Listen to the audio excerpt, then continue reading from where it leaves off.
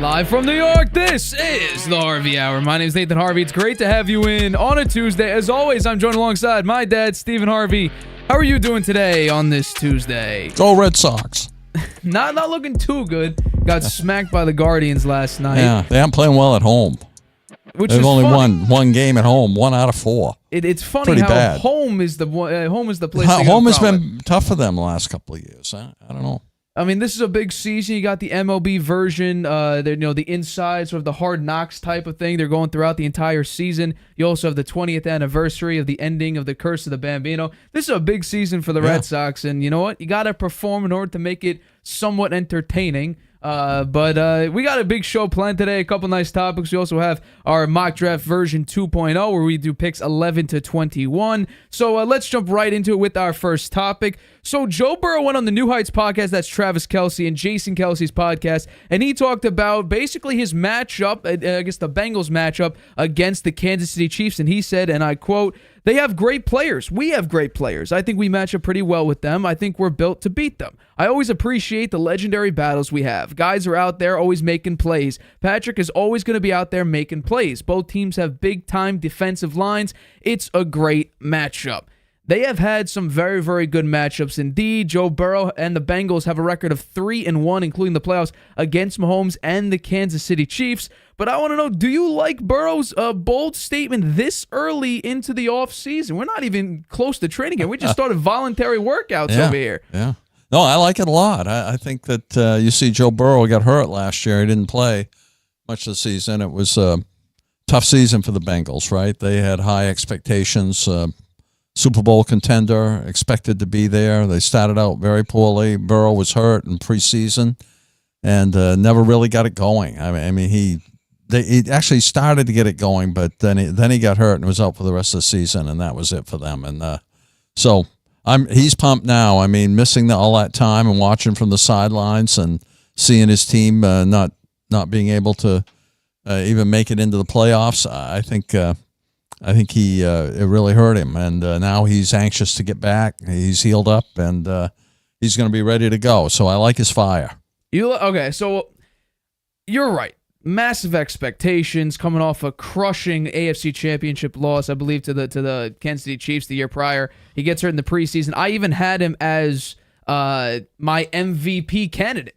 He was supposed to be my MVP. I picked him during the preseason to be my MVP. I picked Jamar Chase to be the offensive player of the year. You did, because the Bengals are supposed to be this dominant team that makes a decent run just because of the fact you have Joe Burrow out there, you have Jamar Chase, you have T. Higgins, you have a lot of talent. And at the time, now the offseason has changed it, but you had Joe Mixon and a pretty decent defense.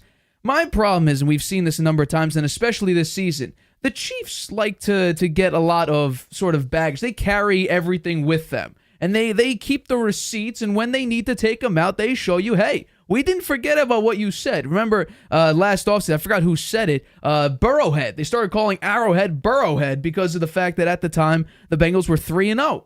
What happens? Mahomes shuts them up and beats them when it matters most. Stops them from going to back-to-back Super Bowls. So my concern is, are you just giving them sort of material, bulletin board material for when you play them? I think that's the dangerous part because we saw this season. They were counted out. Travis Kelce was labeled, not maybe aging too far. No wide receiver core. Running game will look better. Defense was still great, but overall we said these are like the Chiefs are right now not looking that great. And lo and behold, they went out and win a Super Bowl. Yeah. So that's my concern when it comes to, maybe jumping the gun a little bit too much. We're only in April here. Yeah, I understand that, but I don't think the Chiefs will take that as a diss on them in any way at all, because I thought Burrow was complimentary to both teams, right? He said they're great, we're great, right? And they have to respect Burrow's opinion. He has beat them 3 out of 4 times. Yeah. Right. And wants to get to the Super Bowl. They met twice in the AFC Championship game, both good games. So and one time the Chiefs won, one time the Bengals won. So I don't think that the Chiefs will take that as a diss in any way. I think they will. I think they'll take it as kind of a respectful comment, right? That I think you guys are great. I think we're great, too. I'm looking forward to a Herculean battles out there, as we've had in the past. Let the best team win. And what's funny is that in the regular season, Joe Burrow absolutely wipes the floor with Mahomes. We're talking Joe Burrow 78% completion percentage to Mahomes is 67. Those are very high numbers, but still, Joe Burrow has nearly 80% completion percentage in two regular season matchups. Also, 6 touchdowns, no picks, and then Mahomes has 3 touchdowns, no picks with 482 yards. The playoffs is where Mahomes actually gets the edge. 62% completion percentage for Burrow to 67 for Mahomes. Mahomes has more yards, a better touchdown-interception ratio. Like, that's really where it separates is in the playoffs. Now, the last time we saw Burrow and the Bengals beat the Chiefs in the playoffs was the AFC Championship game where I believe it's the opening overtime drive. Mahomes just says, hey, screw it, Tyreek Hill's out there somewhere, and throws a pick, and then all Burrow's got to do is, drive him close enough to kick a field goal. Money Mac kicks a field goal, and lo and behold, we're done with the game, and Chiefs move on to the Super Bowl and nearly won the Super Bowl. But this is a Chiefs team that has new motivation. They're trying to do something that's never been done in NFL history before, and that's three-peat. Go back to back to back. So if you're adding fuel to an already, burning fire. 3 times in Super Bowl era. Right. Yeah. 3 straight Super Bowls. So don't add fuel to the fire. Keep your mouth shut. When you play and you win, then start talking. But be careful. It really depends on when you talk. If you play, let's say, just hypothetically, let's say you play week 6. And, Joe Burrow does what he's done in the regular season, put up 78% completion percentage, and they win. And then you start talking. You already know you're going to see them in the playoffs. So don't start talking until you beat them in the playoffs. So that's really my primary concern is you're talking way too soon. And besides, T. Higgins, thank God for the Bengals fans, he looks like he's, dropping back on his trade demand and he's willing to be a Bengal for this foreseeable future. But if you lost T. Higgins, there's a pretty gaping hole right there. Now, you could fill it with a Brian Thomas Jr., you can fill it with a Xavier Worthy, A.D. Mitchell. You have opportunities to fill it there. But you also have Tyler Boyd on the market. You have a couple guys you kind of want to bring back. Your running game is nowhere where it was with Joe Mixon. I think you got Zach Moss as your starting running back. He's not going to go out there and rush for 1,300 yards and 8 touchdowns, let's say. You already had I believe you had the last, 32nd ranked running attack last season. You're going to need to give Joe Burrow help. Your offensive line can't hold up. Imagine. And the Chiefs just signed Chris Jones to a massive extension. That Chiefs defense is ranked number 2 all year against your crippled offensive line that for some reason they can never get right. You have Trent Brown and, I'm forgetting his name now. He used to play for the Chiefs, Orlando Brown. Those are 2 6'8", 350-pound giants right there. Your interior line needs a little bit of work. It's not terrible, but it needs a little bit of work. If Chris Jones starts wreaking havoc, you better believe they're going to be hitting you hard. They will be hitting you hard to make sure that you eat your words that you said. Yeah. So, I think those are good points. I think the Bengals are maybe a little suspect. They lost Joe Mixon, right? He's gone. Yeah. Although he got hurt last year, too. He was another casualty. Right. For them. So, Jonah Williams is gone. DJ Reader is gone. And Chidobe Awuzie, right? He's gone. Tyler Boyd is a free agent. They picked up Zach Moss to replace Mixon. I think that's a little bit of a downgrade, right? I agree. Mike Gesicki, we watched him play for the Patriots last year. Not very good. Was that Mac Jones and Bailey Zappi, though? Yeah, and Trent Brown didn't play so hot either. Right, he was not. Both those guys. He was okay at passing, but not running. Sheldon Rankins and Geno Stone. I never heard of those guys. So I think Sheldon Rankins is not bad. I think that's going to be. I think that's a downgrade for the team overall. Right? They may still rise to the occasion. They still have the big 3. Burrow, Jamar Chase, and T. Higgins. Right. And looks like T. Higgins has given up on his trade request. So, right. So I do think that they may have lost a little something there. They're going to have to see what they can do in the draft and, see how the team's going to gel a little bit because there's a lot of new names on there. I think the defense is where I think the Bengals going to fall, maybe to teams that you won't expect them losing to. And also, we have to realize this. Joe Burrow is one injury away from being a serious casualty. You paid him a bunch of money. He's had 2 serious injuries that's knocked him out for large chunks of the season, if not the entire season. I mean, he got hurt in the preseason. He looked horrible in the first 4 weeks. Then he finally, had a decent little stretch there, and I think his best game was against the 49ers. Although we've come to realize that during that time, that defense, a little bit questionable, but it's still the San Francisco 49ers defense with star power literally at every position. But that's really where they picked up. And then you have the bad injury again. I forget who. I believe it was against the Baltimore Ravens. He had a hand injury, and then he's out for the rest of the year. So he's one serious injury away from, do we need to draft our next quarterback? Because if he's going to keep getting hurt and keep getting hurt, you're paying him $53 million for him to sit on the bench and get into rehab? They probably have insurance on that somehow. You would hope so. But you're right. I mean, you want him out there on the field. He's one of the best quarterbacks in the league when he's healthy. And he hasn't been able to do that, at least last year, and then he had the other injury before. So, and he takes some hits, man. The offensive line has been porous, and the number of sacks he's taken over the years, particularly in the playoffs a couple of years ago, right? And every game he was getting sacked 10 or 12 times. It was ridiculous. I think he got sacked 70 times or something like that in one singular run. Wow. Like it was very bad. That adds up. I mean, that's going to wear on you after a while. Well, I think the best comparison right now to just the amount of sacks versus like time lost is Andrew Luck. If he's going to keep getting slaughtered out there, he's not going to have a very long playing career.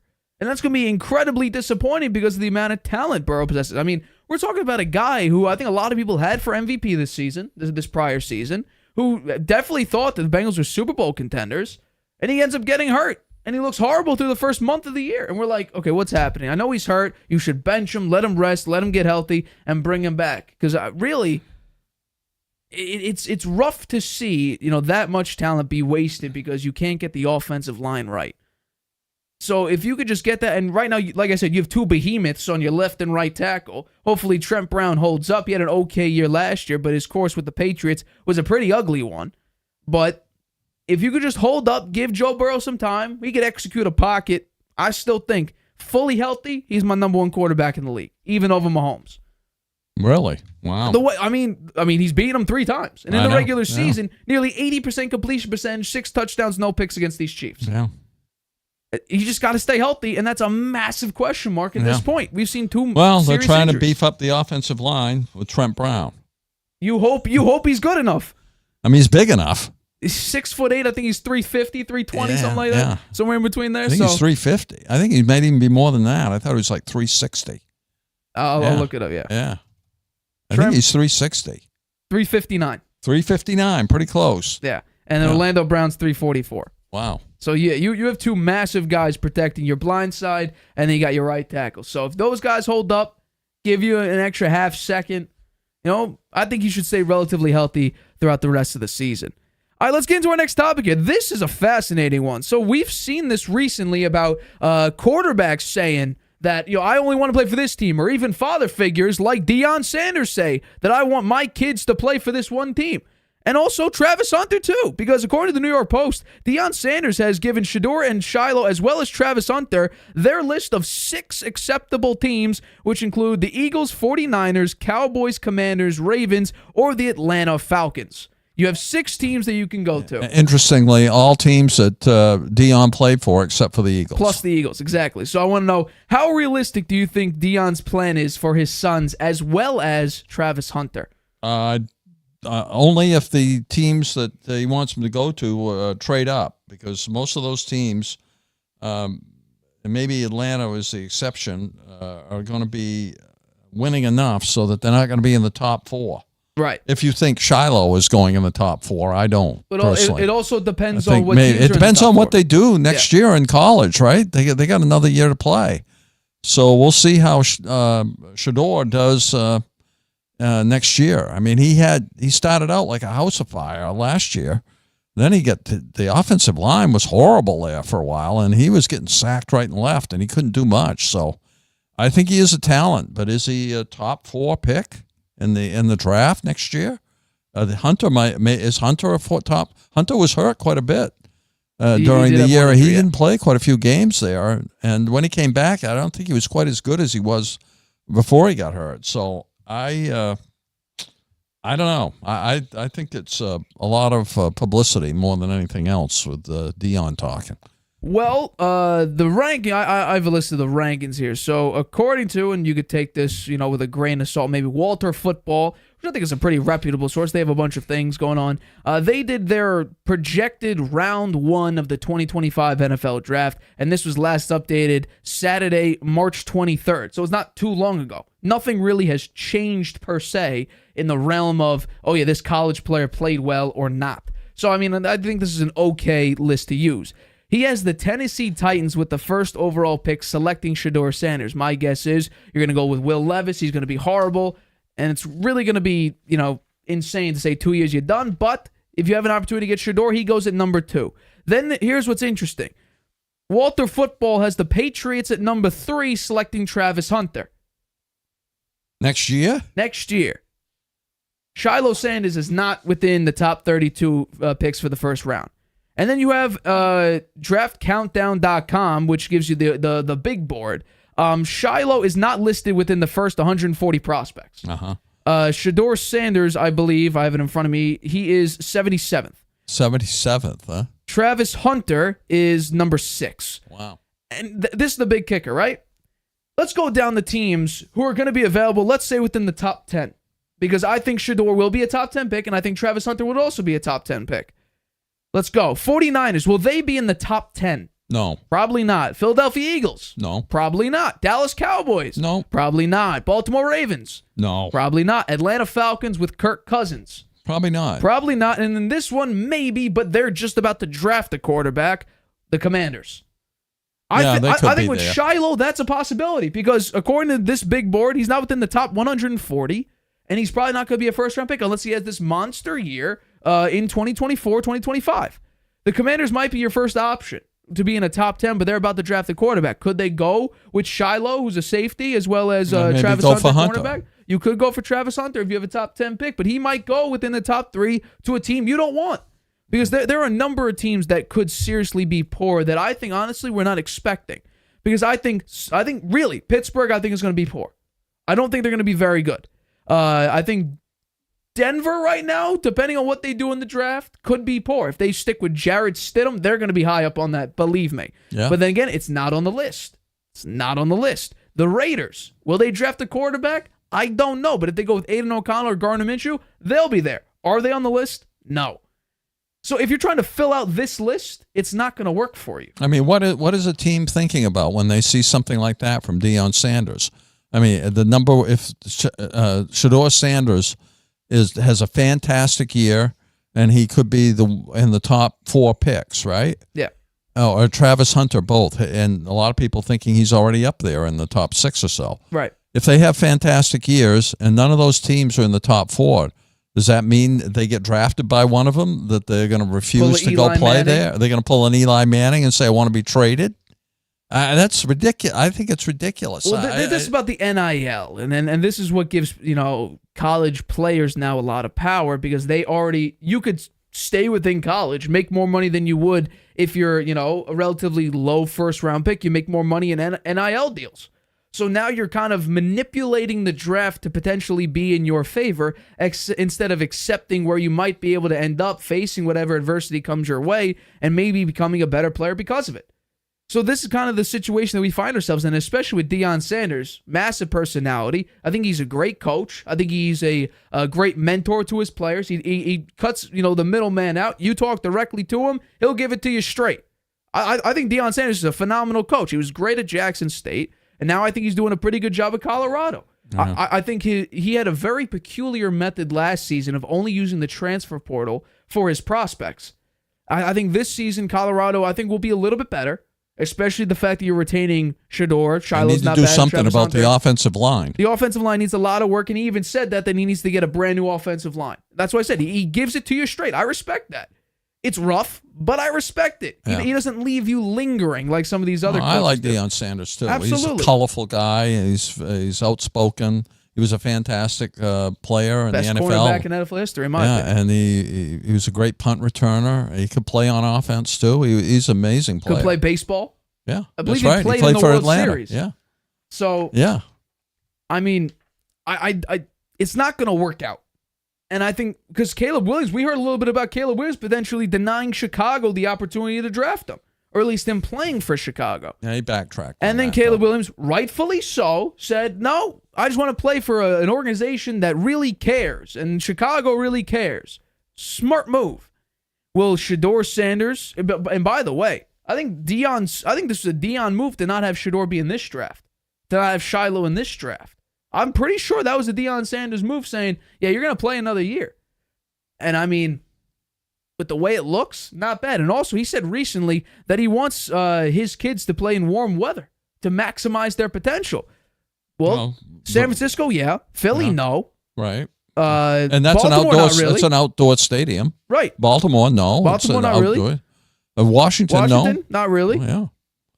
And then you have maybe Dallas, he's counting on global warming. Yeah. Maybe he's counting on global warming. I don't think it's gonna turn the United States into a desert in 1 year. Maybe, who the hell knows? But this is not a great move. I don't love the fact that that he's coming out and saying this, because we have to see how he plays. We have to see how all of them play. Now, Travis Hunter has incredible amount of talent. He's right now doing a dual position, wide receiver as well as cornerback. Yeah. It's insane. It'll be interesting to see where he's drafted, whether he's drafted as a cornerback or drafted as how he wide plays receiver. this season too. If he takes a step back at either position and sort of makes his mark on whether he wants to be a cornerback primarily or a wide receiver. Or he might pull a Deion and say, I could do both. Put me wherever you want. You'll be a utility player, kind of like Shohei in baseball. Shedeur Sanders, he is incredible talent. Like, I agree with you. Get a better offensive line. Yeah. And then Shiloh Sanders, according to this big board, not within the top 140. He might have an opportunity to go to one of these 6 teams. Maybe. He's probably the highest possibility to go to one of these 6 teams, just because, according to this, he's not even. Deion said that he didn't say that Shiloh was in top 1 through 4, right? He only said it was Hunter and. No, he said Shedeur, Shiloh, Travis. These are the 6 teams. He wants all of them. I understand the 6 teams, but in terms of the draft order, he doesn't know what the draft order is. No, but he said they both would go in the first 1 through 4, right? That's what. What, Travis and Shedeur? Yeah. Well, he said that 1 through 4. So he left Shiloh out. So exactly. what? I mean, come on. What are you doing to your son, man? You're playing with his head. Don't do that. He's being honest. He's saying, hey. Don't do that. That's your son. I mean, it's a top 4 pick. You got to be real with the kid. Yeah. He's not going to be a top 4 pick. Everyone knows it. He's ranked 140th. Not even. He's not even in the 140th. I mean, Shedeur is I think Shedeur being 77th on this big board, this was a January 22 big board, so I don't know if it, if another site has it updated, but to have Shedeur at 77, it's a bit rough. And then Walter Football, about, a couple weeks ago, has him being selected first overall over someone like Carson Beck, who goes number 2 to the Giants, actually. So it's going to be interesting. Quinn Ewers also. He gets drafted over Quinn Ewers, which goes he goes number 8 to the Broncos. So we'll have to wait and see. It's going to be interesting to see how they perform, how Colorado performs, what Deion does for recruiting purposes for the 2024 college season. So I'll be excited to look. But right now, Deion Sanders has 6 teams that he wants his kids, and he's speaking for Travis Hunter too. Fair enough. We'll see what happens for this college season. All right, we're going to take a break, but coming up, Texans head coach DeMeco Ryans says to temper your expectations because we haven't even played any football yet. So just take a chill pill. And also, we reveal picks 11 to 21 for our 2024 NFL mock drafts right after this. Whether you're just discovering your voice or taking your show to the next level, you know what the world needs to hear. All you have to do is say it. With Spotify, set up your podcast. Your food podcast. Your mindfulness podcast. Your never thought you'd get this far podcast. And watch those sparks fly. I put a picture of the content. Drop the episode anywhere people listen.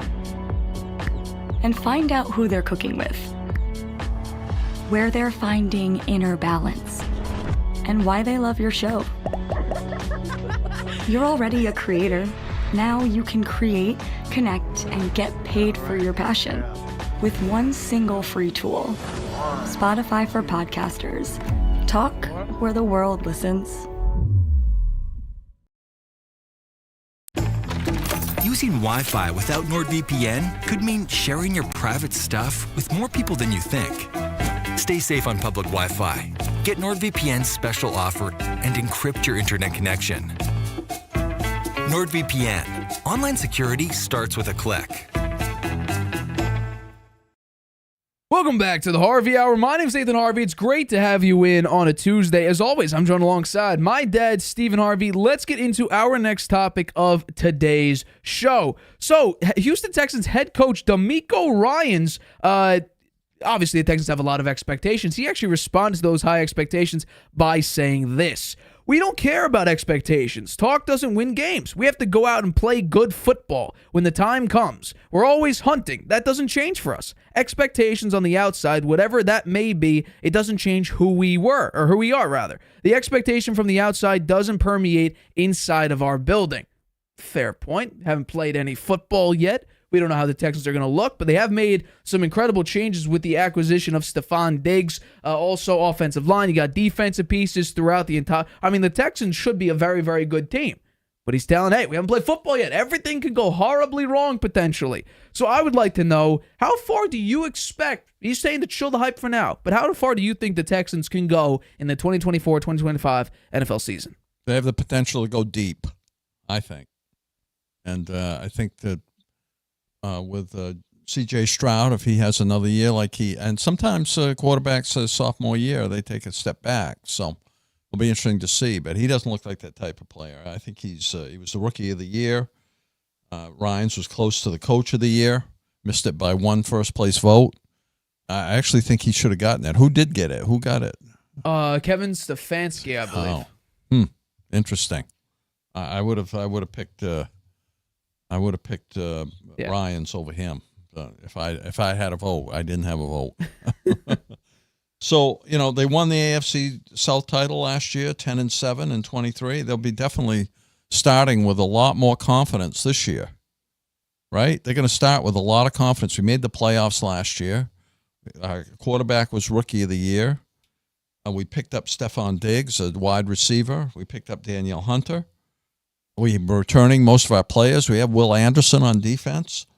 They got a lot of reasons to be very confident, I think. And so while they were finding their way in the early part of the season last year, that won't be the case this year. I think they'll definitely do better than 10-7.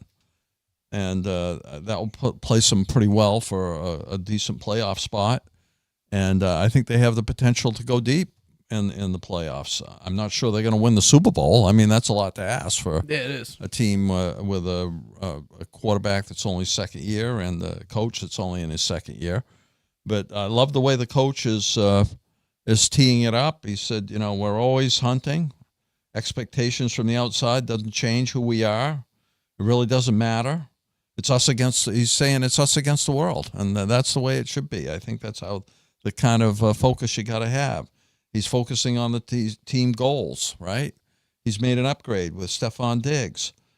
So I think that the Texans have made it when their head coach is out there putting a damper on questions about the season expectations. Everyone's expecting a lot, and he's trying to downplay it a little bit, and I think he's doing the right thing.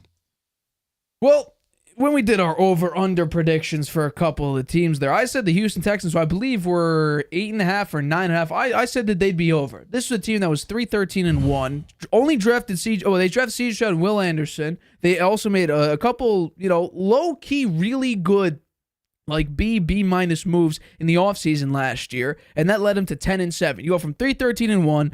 You draft primarily a quarterback and an incredible pass rusher. And lo and behold, you're at 10-7. You make the playoffs, win a playoff game, and you had an opportunity to make a decent run in C.J. Stroud's rookie year, who, by the way, I think should have been considered for an MVP candidate at least for half the season. We were talking about it at one point during the show. About that, we got quite a few views on that. A lot of people agree with us. A lot of people agree with us. This is where I think it gets a little bit tricky to say that this team is going to go out and just purely dominate. The schedule is kind of a pain in the rear end. You got a lot of pretty decent teams. Cowboys should be good. Lions are good. Ravens, Chiefs, Jets should be good. Packers, Dolphins, Vikings if you get the quarterback right. What will we see with Kelly Williams and a brand new Bears team? So that's potentially, I could say Bills. If I didn't say Bills, I could say them, but I just think the Bills are not going to be all that great.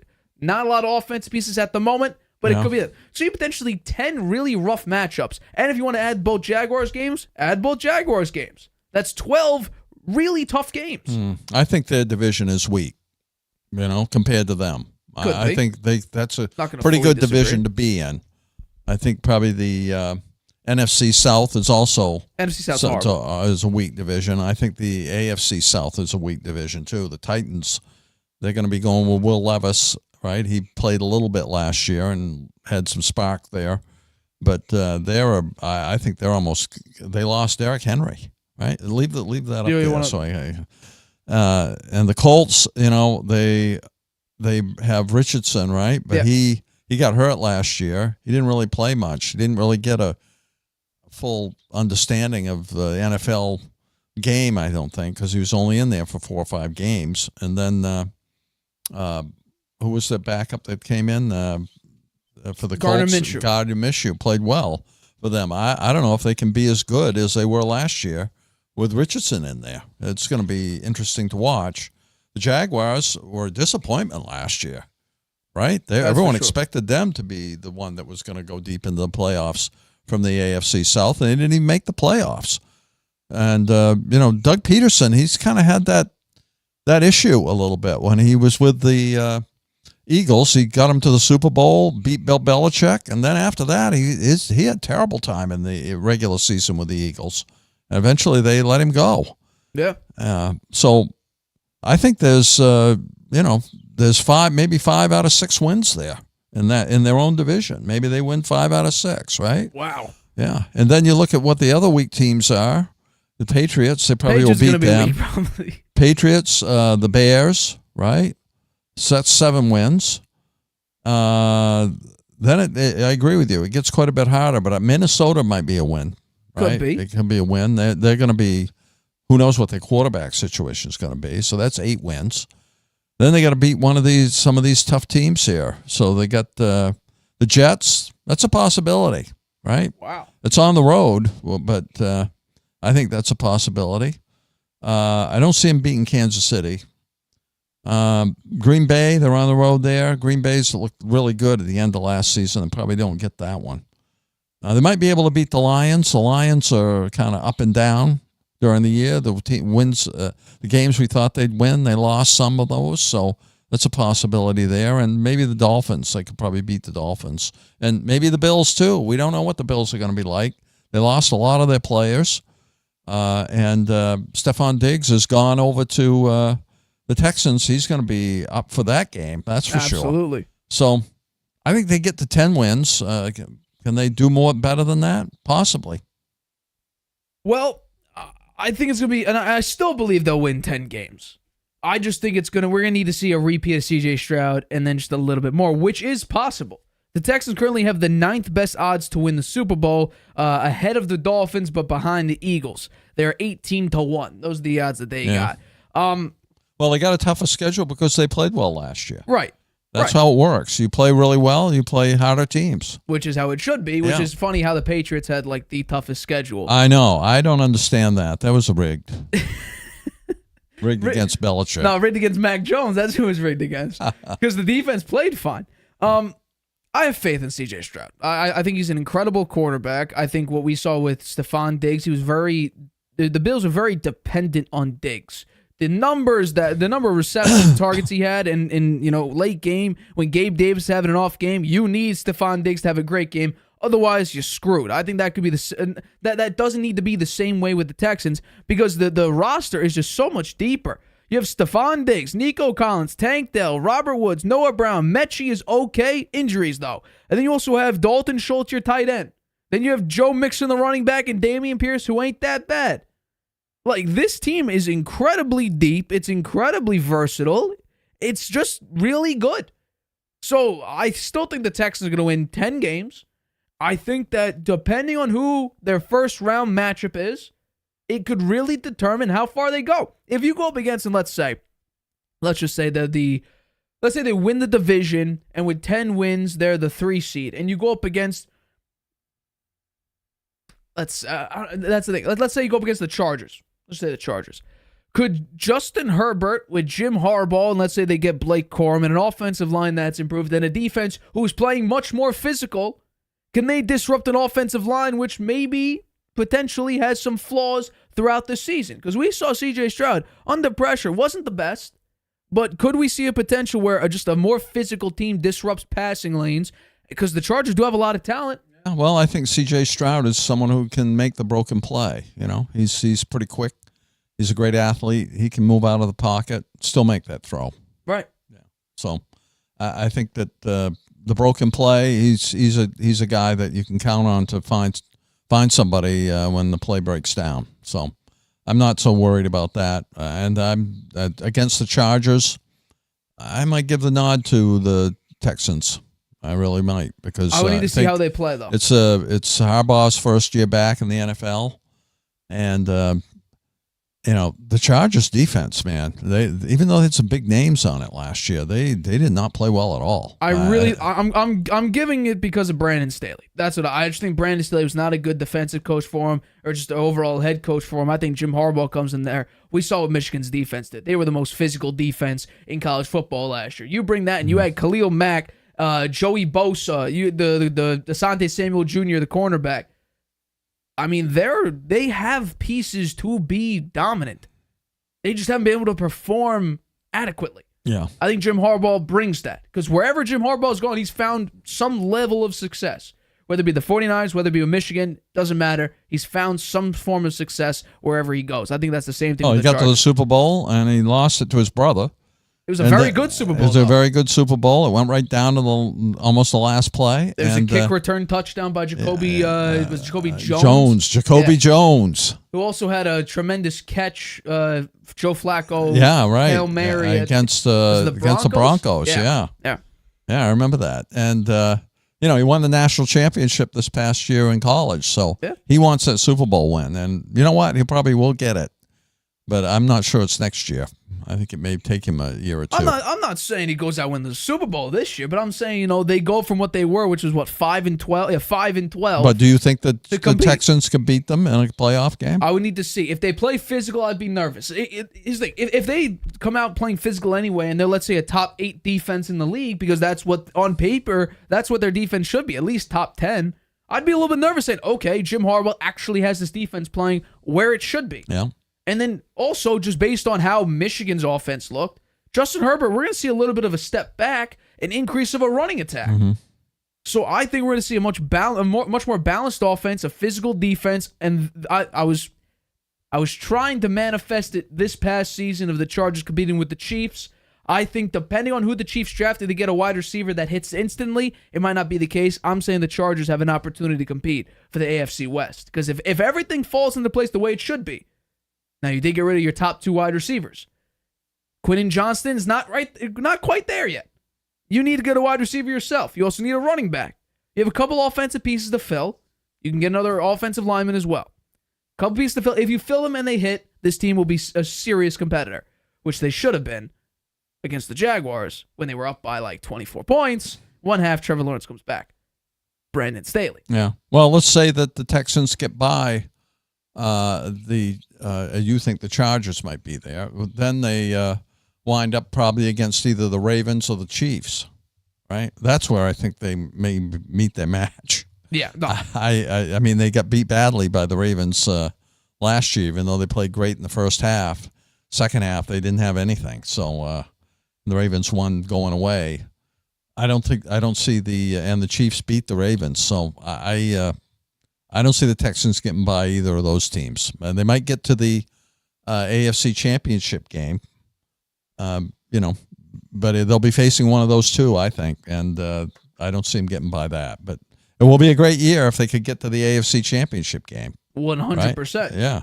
Year 2, you're going to the AFC Championship. Yeah. I mean, we just saw Brock Purdy in year 2 go to. I mean, in year 1 he was at the NFC Championship game. Year 2 he goes all the way up to the Super Bowl and has an opportunity to win. Just couldn't get it done. Yeah.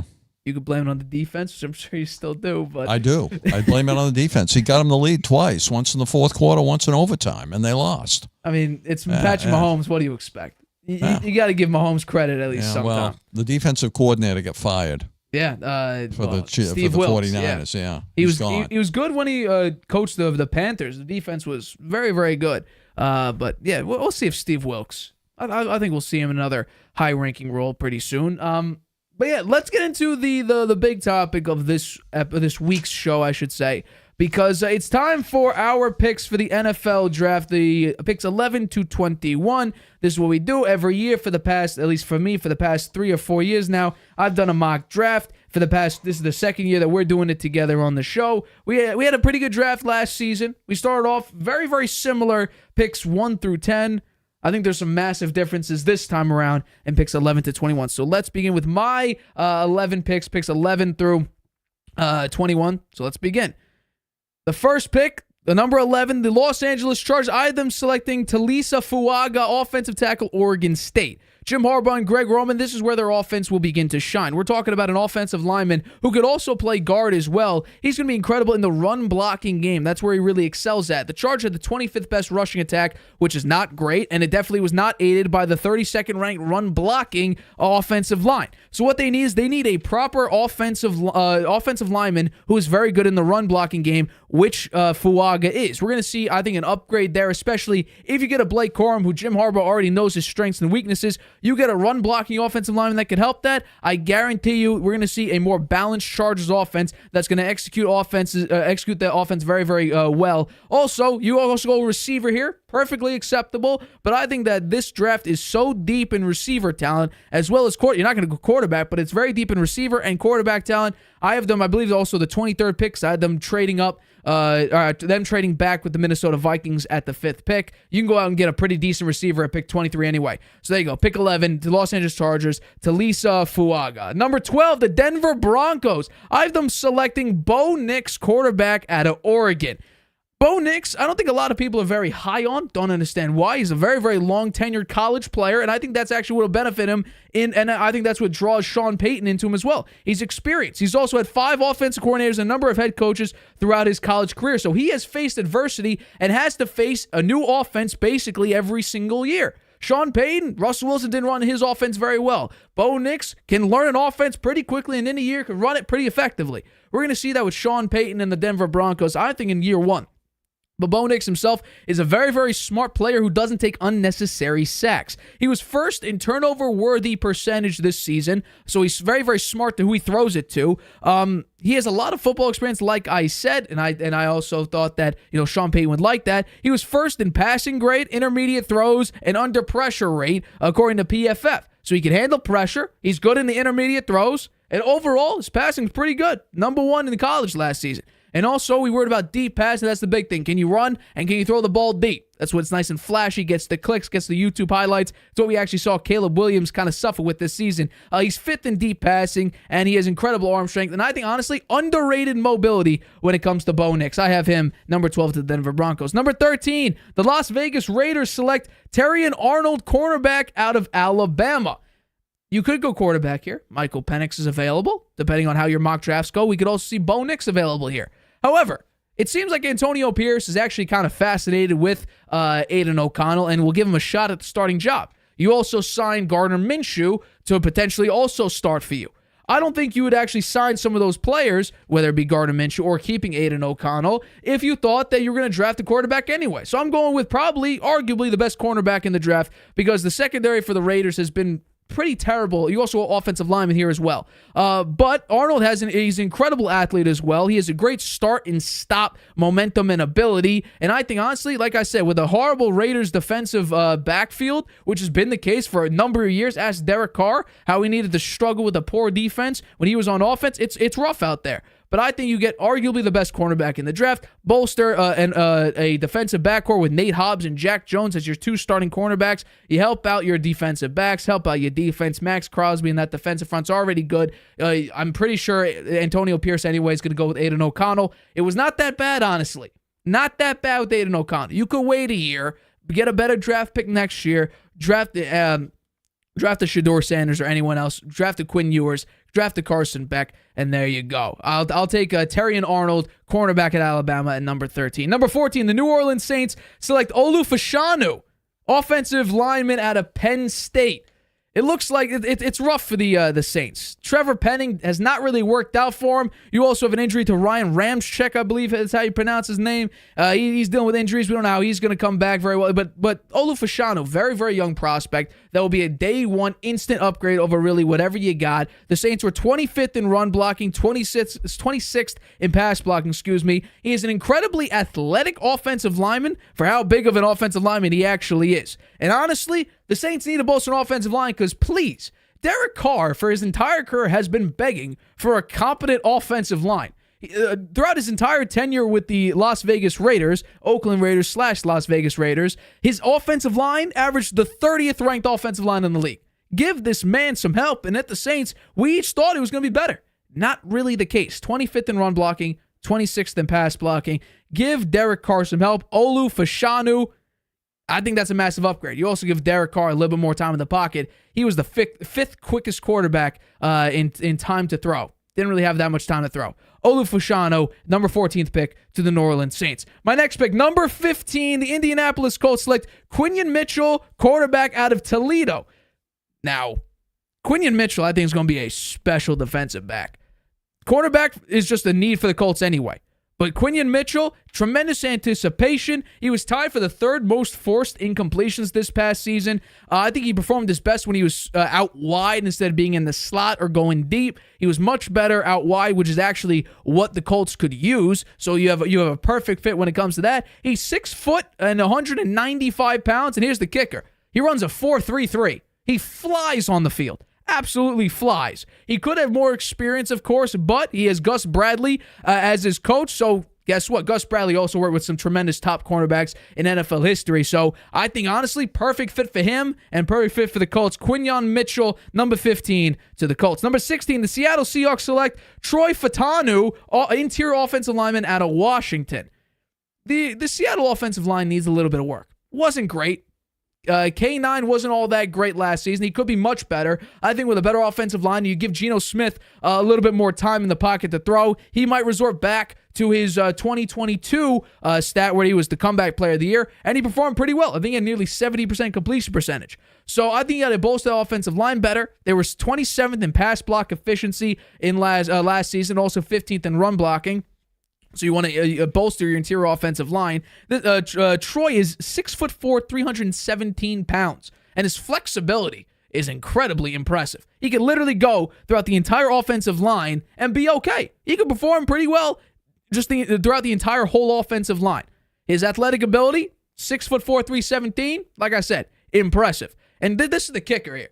In 2,143 snaps, he only gave up 3 sacks.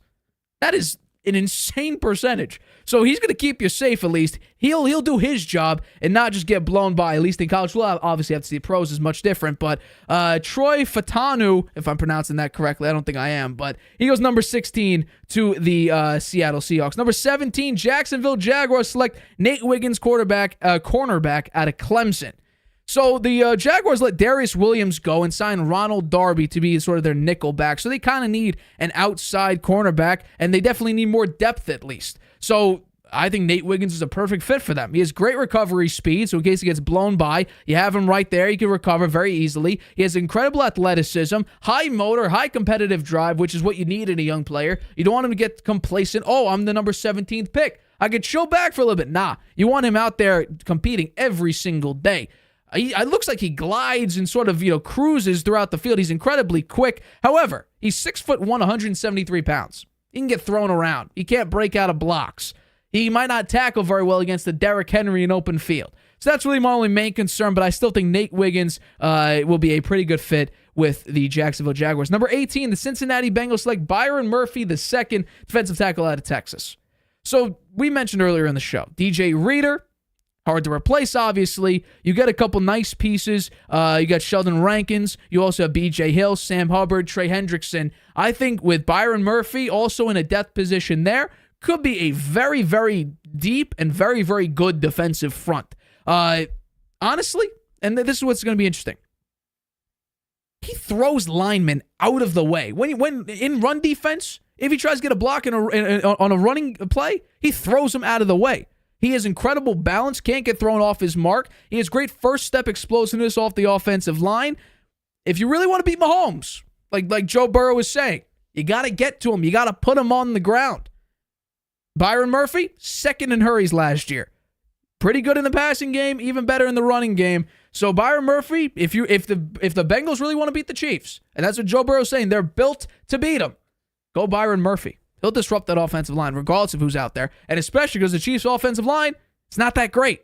Byron Murphy, number 18 to the Cincinnati Bengals. Number 19, the Los Angeles Rams select Laiatu outside linebacker at UCLA.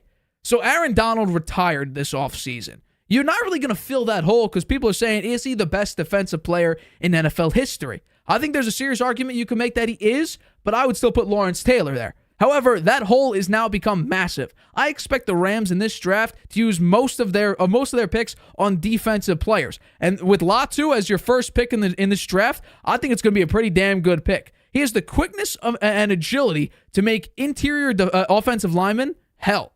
Like, it's going to be incredible to see what he does on the field. And when he does incredible his swim moves, his pass rush moves, it's going to be fascinating to watch as well. He was 3rd in sacks last year, 10th in hurry, so he's getting to the quarterback, and he's taking him down too. That's the big one. He has a vast array, like I said, pass rush moves. You open up a playbook, it's just a textbook full of pass rushing moves. That's what Latu brings for you. You add that to a Rams team that is going to be, I think their defense is going to be the deficit here, especially with an offense with Cooper Kupp, and you also have Puka Nacua and Kyron Williams. Those three right there, dominant, and then Matt Stafford, your quarterback, ain't that bad of a quarterback. Latu on the defense helps out that hole that Aaron Donald just put in that defensive front. So I have Latu going at number 19 to the Los Angeles Rams. Number 20, the Pittsburgh Steelers select Jackson Powers Johnson, interior offensive lineman out of Oregon. The Steelers need help on the interior O-line. And so what do you get? You go out and get a 6'3", 328-pound interior offensive lineman. And Russell Wilson kind of needs this, because he was number 2 in pass blocking efficiency. He's also tremendous in run blocking. And I have the stat here. I went throughout Russell Wilson's entire career here. Rush blocking, rushing attack, passing defense. You need a good running game. And if Russell Wilson does not have a good running game, he's screwed. If you don't have a good defense, you're screwed. So what do? You get arguably one of the best interior offensive linemen in this draft. Out of 1,355 snaps, 0 sacks, 1 QB hit, 3 hurries. He does his job very, very well. Russell Wilson will not get sacked because he missed an assignment. Jackson Powers Johnson, you put him at center, it's going to be a fun day for Russell Wilson. He's going to have a lot of fun never being sacked due to Powers Johnson leaving an assignment. And finally, my last pick, number 21, the Miami Dolphins select Chop Robinson. This might be a little bit of an overpick here, but I think this might be a sleeper this early in the draft. Edge out of Penn State, by the way. So the Dolphins, especially late last year, they had to deal with injuries. Jalen Phillips lost, I think he played 8 games. You also had Bradley Chubb, not at his peak, but he played pretty well throughout the entire season. But you need a depth at this position. This is more of the depth piece, kind of like the Jets did last season with Will McDonald. So I think this is not go out here, it's going to basically go Von Miller for you. But I think Chop Robinson might be a sleeper just for impact only. You're going to put him at a depth position. His explosiveness can cause serious problems. He's incredibly athletic. And like I said, nice depth piece because you have, injuries that you need to deal with. That's the problem. You have injuries on that defensive front, especially the edge, Bradley Chubb and Jalen Phillips, who if you have a guy like Chop Robinson, his athletic ability and his ability to pass the rusher, Tua might actually look decent in cold weather. Otherwise, if you can't get to the quarterback and it's all up to Tua to make plays because your defense can't hold up, it's not going to be a happy day. We're going to see the Tua that we've been seeing, which is in cold weather, or not even in cold weather, well, depending on what you think. 45 degrees and below, Tua and the Dolphins, entirely different team. Those are my next 11 picks of my 2024 NFL mock draft. I think put a lot of analysis into that those may happen. We'll see. I like some of them. Yeah, you got some that I have too, but there's some names there that I didn't identify.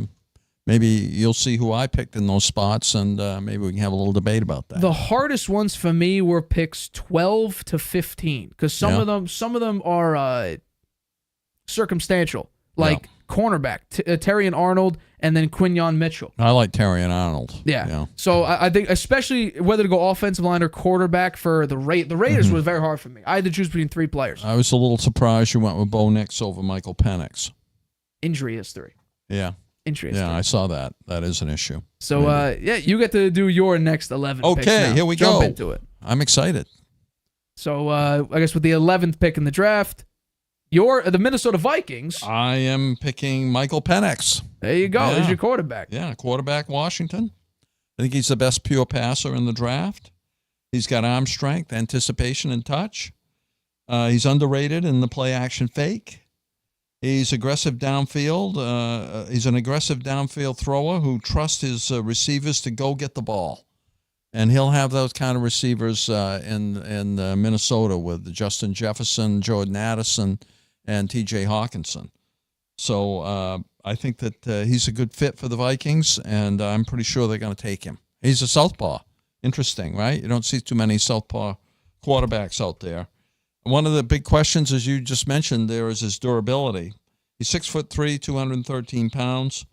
He was at Indiana before he went to Washington. The 4 years he was there, he's hurt every year. But lately, he's been doing much better. He was healthy at Washington for 2 years. Had 2 great seasons with them, particularly this last season. He was lighting it up with star receivers that they had. Odunze played with him, and they lit it up together. So will he have success without those star receivers? Well, if he goes to the Vikings, he's going to team up with star receivers. And that's going to be important because he really doesn't have the speed or athleticism to worry the defense as much as a runner. So I think that he's going to be a passer. He's going to be back there in the pocket. He's going to be heaving it long to Justin Jefferson, Jordan Addison, and T.J. Hawkinson. And I think he's a perfect fit for the Vikings and for him. All right, the next one, number 12. So you had the Denver Broncos trading up with the Cardinals for the number 4 overall pick. Yeah. So the Cardinals at number 12 select. Yeah. Well, the Cardinals probably would have taken Harrison if they'd stayed at number 4. I have him going to the Patriots. So I think that they still need a wide receiver. I think they'll take Malik Neighbors, wide receiver out of LSU. He's a really smart route runner with elite explosiveness. His best work is after the catch. He's got a great stop-start move. He can herky-jerky. He can really make those defenders miss. He's got soft hands. He's comfortable in both man and zone coverage. He gets separation in the man coverage. He can win any route what he's asked to run. So I think he's a really a versatile wide receiver, and I think he'd be a really good fit for the Arizona Cardinals because Murray can get him the ball, and they really don't have an elite wide receiver in Arizona right now. So the cons with him, he may struggle with contested catches. He needs to be more physical at the release from the line of scrimmage, and he needs to work on his technique a little bit. He's 6 foot, 200 pounds, so it could be tough against the press corners in the NFL. But we'll see. I think that he was the next best wide receiver in the draft, so I have him going to the Cardinals. Number 13. Number 13 is the Raiders, who've got tons of holes. They need players at a number of positions, but I think they're going to take Terrion Arnold, the cornerback out of Alabama. You gave a very good description of his pros and his cons. I think he's the best corner in the draft.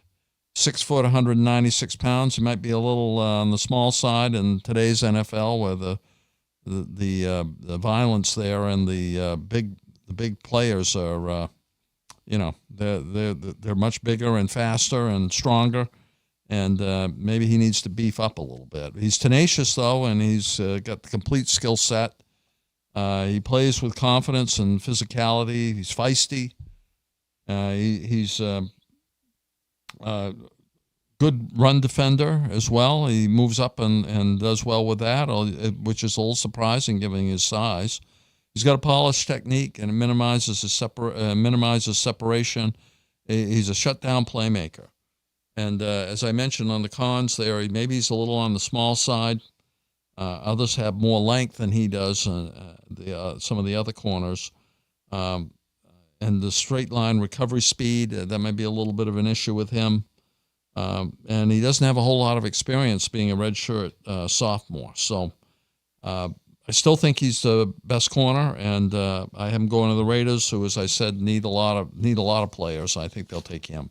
All right, number 14, the New Orleans Saints select. I like Patrick Paul, the offensive tackle from Houston. This one's shocking to me. I'm not even going to lie. Yeah.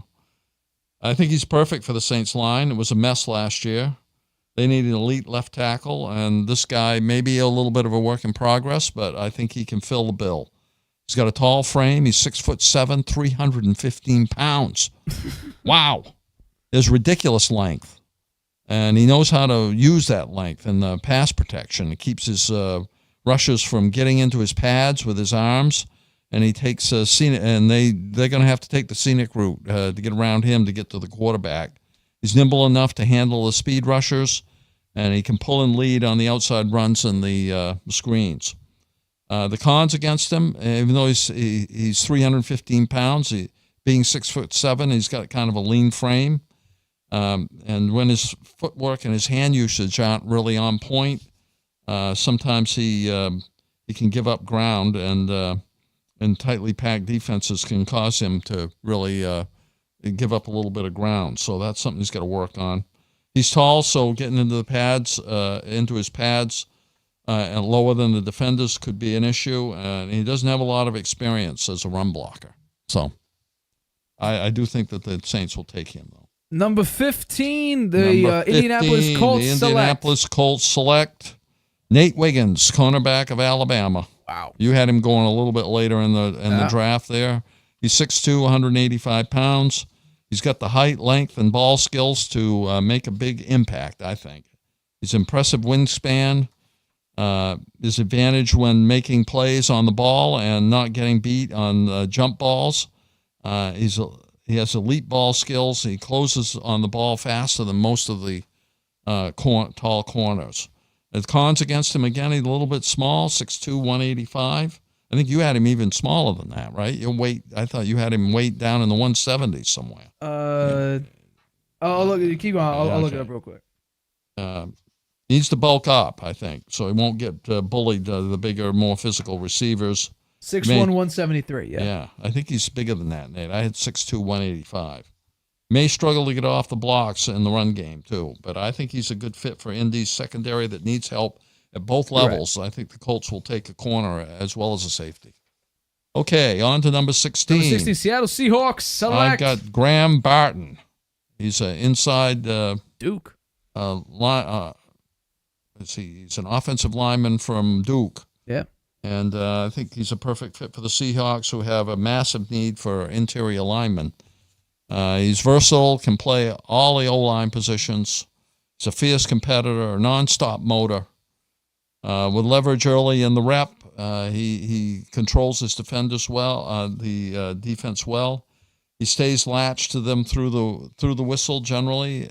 He's got strength and quickness to handle speed and power, and gets to the second level in the ground game generally. And the cons on him, I'd say he needs more experience as an outside tackle. He doesn't really have the ideal length. He needs to improve his technique against explosive edge rushers. Sometimes he gets a little off balance, and he should be a guard or a center, not playing on the outside of the line. So I do think he's a first-round pick, though, and the Seahawks at 6'5", 314 will be happy to have him in front of Geno Smith. Number 17. The Jacksonville Jaguars are taking Xavier Leggett. He's a wide receiver from South Carolina. 6'3", 227 pounds. He's got a rare combination of size and speed. He's a big play machine, which will go well with Trevor Lawrence. He's got size and speed. He's a physical possession receiver, explodes after the catch, and eliminates pursuit angles. He can make tough catches over the middle, and can break tackles. So I think he's got a lot of good offensive weapons there in his arsenal. The cons are, he needs to be more consistent with physicality and effectiveness as a downfield blocker. It's not his strong suit. He needs to improve his technique when it comes to maximizing his size or with the releases against pass coverage. But I think the fit is good, particularly if Calvin Ridley is not signed, right? That's an issue. Yeah. Number 18. Okay, number 18, I have the Cincinnati Bengals taking Talise Fuega, offensive tackle from Oregon State. He's 6'6", 334 pounds. I can't believe that guy, how big these guys are, right? I think he's the most dominant tackle in college football last year. Power, and more power. He bulldozes the opponents. He's a road grader in the run game. His agility and his quickness for his size are great. He erases linebackers at the second level.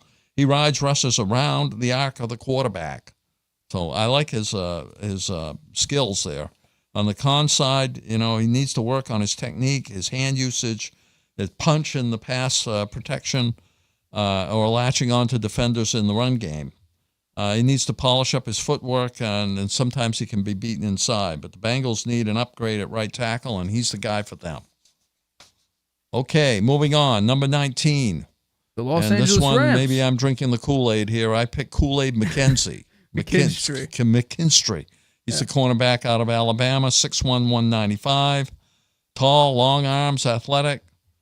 Can hang with the big receivers. Good in press coverage. Can stop big plays after the catch and helping out in run support as well. And the cons on him is all of these cornerbacks so far, they're not so big. I mean, they're gonna have maybe get pushed around a little bit. And also, this guy lacks a top elite speed. He doesn't really have the elite speed. He needs to improve his change of direction skills, and he can't get away with as much contact as he did in college. So he may get some penalties called on him. But I think he fits with the Rams nicely. They lost Jalen Ramsey last year, and it showed. They needed an elite corner who can handle the top receivers, and this guy fits the bill. On to number 20. The Pittsburgh Steelers take J.C. Latham, offensive tackle out of Alabama. He's only 6'6", 360 pounds. So he's on the big side. He's a mountain of a man. That's how he's described. Mountain of a man. Yeah, he's a big frame. He's ideal length to match his strength and power. He's good in the pass protection and the ground game. He can transfer his power from his tall frame to his hands and reacts well to stunts and twists. So he looks really good on the up front for the Pittsburgh, who needs a massive mauler, who will fit well with their first round last year of Broderick Jones. On the con side, maybe he needs to focus a little on little things to finish the clean rep. Can get caught off balance sometimes. Explosive pass rushers maybe can get around him because he's so big. Okay. Finally, the Miami Dolphins. I take an offensive lineman as well, Cooper Beatty, 6'4", 335 pounds from Kansas State. He's a veteran. He's played a lot of games. He plays both guard and tackle. Power pack frame, road grading run blocker. Holds his own against the best interior run rushers. And he's had 40 career starts, so he comes in with a lot of experience. I guess on the con side, he lacks top-level athleticism and quickness to be dynamic, inconsistent pad level at times, and lacks the ideal length. But Miami needs O-line help, and I think he's the guy for them. And those are my picks, Nate. I'm shocked with Patrick Paul when you still had Fuag out there. Yeah. Graham Barton, too. Yeah. Interesting. Very interesting. We'll see right. how they go.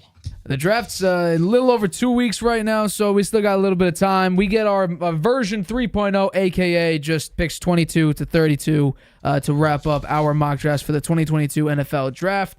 But yeah, Good show so far. Thank you. Thank you so much for tuning into today's show. Growth has been incredible. We thank you out there for all your support as always.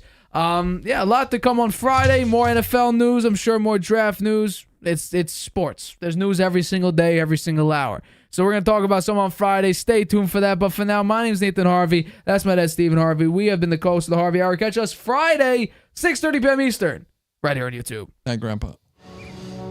Whether you're just discovering your voice or taking your show to the next level, you know what the world needs to hear. All you have to do is say it. With Spotify, set up your podcast. Your food podcast. Your mindfulness podcast. Your never thought you'd get this far podcast. And watch those sparks fly. I put a picture of the conversation. Drop the episode anywhere people listen. And find out who they're cooking with. Where they're finding inner balance. And why they love your show. You're already a creator. Now you can create, connect, and get paid for your passion with one single free tool. Spotify for podcasters. Talk where the world listens.